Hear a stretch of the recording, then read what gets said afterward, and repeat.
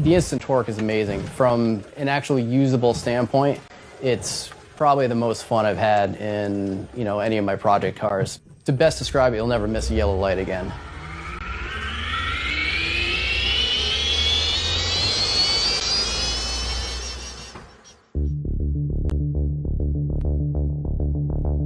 I've had a number of E30s over the years, probably half a dozen or so. So when it was time to start looking for a daily driver, it had been probably 2 or 3 years since I had been behind the wheel of one, so it was just kind of the logical choice. It was my daily driver for about half a decade. Kind of got tired of the Connecticut winters taking their toll on the car, so retired it from daily duty. Considered doing, the typical turbo route, because why not? Then I decided I wanted to try something a little bit different. I saw some guys had done Tesla swaps on YouTube. They weren't slow, they looked like they were having fun, so took an opportunity to do something new. The motor is what they call a large drive unit out of a Tesla Model S. It's basically a completely self-contained unit, and the entire thing's held in the car by only 3 mounts. So there's no transmission per se, there's no gears, it's just a single direct drive. The motor itself is limited to around 16,000 RPM, and with the tire diameter that should theoretically translate to around 125, 130 top speed. But it's a e30 convertible, so you don't really want to spend too much time up there.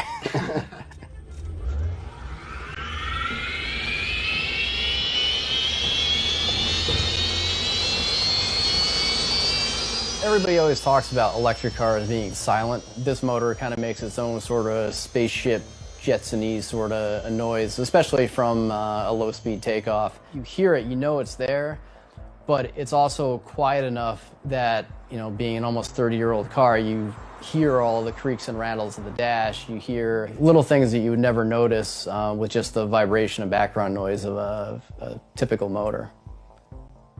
To me, I think the biggest challenge in doing EV swaps now is the availability of good components. There's a number of companies out there supporting the conversion market with products, but some of them are less automotive grade than others, so there's quite a variety and range of products that are available. When it comes to battery choices, there's a few go-tos out in the market. You have the Chevy Volt, the Nissan Leaf, and obviously the Tesla cells. A complete Chevy Volt pack is only 16 kilowatt hours, meaning you get about 40 to 50 miles range. This car has 2 complete packs, so we got 32 kilowatt hours of battery. A single Tesla module retails for $1,000 to $1,200.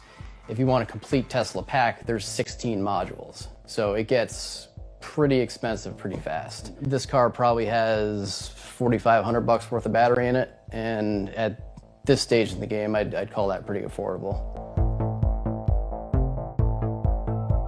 One of the things that I went into with this build was knowing how fast that battery tech is evolving. These batteries are the hot ticket today. 2 years from now, that's probably not going to be the case, so I made all the battery mounts to be essentially bolt-in. In the front, it bolts to the factory radiator support and factory motor mount pads. In the back, basically a mounting plate that's laid up into the entire space of the trunk. Should I come across a higher performance battery, something lighter, something better suited to the tech improvements, then it's just a simple matter of swapping it out. So the car uses a standard J1772 charging, the same as pretty much every other EV or plug-in hybrid. And eventually I will be implementing what they call a CHAdeMO DC fast charging. It's essentially the same as supercharging for everything other than a Tesla. The Tesla drive is direct drive, the single gear, so there's no need for a traditional shifter. I wanted to keep the analog feels of the car. I wanted to, if somebody looked in the car, I wanted it to look like an E30. I designed basically a 4 neutral reverse switch that basically just uses micro switches to select the gear, and it's all obviously packaged under a factory M-style shift knob.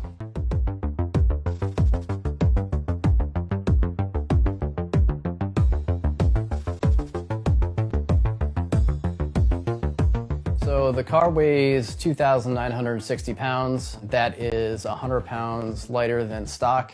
Weight distribution of the car is about 60% rear bias, which might sound like a lot, but it basically mimics that of, say, like a Porsche 930. I did want a rear bias on weight because with that much torque on tap, obviously on acceleration, it helps on traction.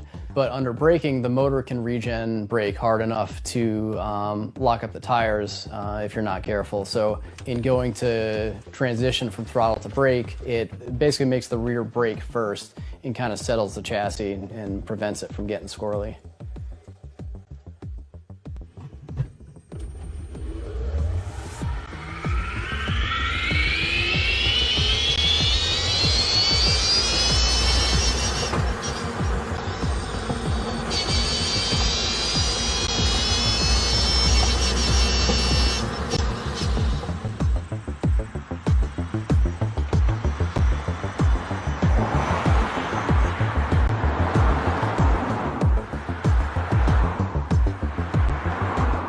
In order to fund this project, I sold one of my other project cars, which was a turbo LS e36 M3. That car was definitely faster, but you had to specifically go out with a plan in order to use the power. You'd have to find, you know, a deserted section of the highway in Mexico. And this car, I'd say, while being less, not quite as brutal, the instant torque is amazing. From an actually usable standpoint, it's probably the most fun I've had in, you know, any of my project cars. To best describe it, you'll never miss a yellow light again.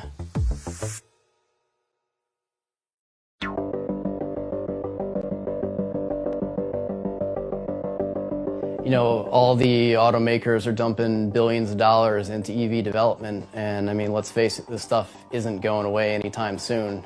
The internal combustion motor is always going to be there from the hobbyist performance standpoint, but I think there's probably going to be a point in the future where, you know, if you want a new modern driveline, it's going to have to be electric. Yeah, that's really what led me to this. I wanted to figure out how to have fun with that tech and not lose the experience of driving a classic analog car. You know, at the end of the day, there's not a whole lot of people doing this stuff, hoping to get the word out and show that it's not that hard and you can, you know, a guy in his garage can do it with a little bit of planning.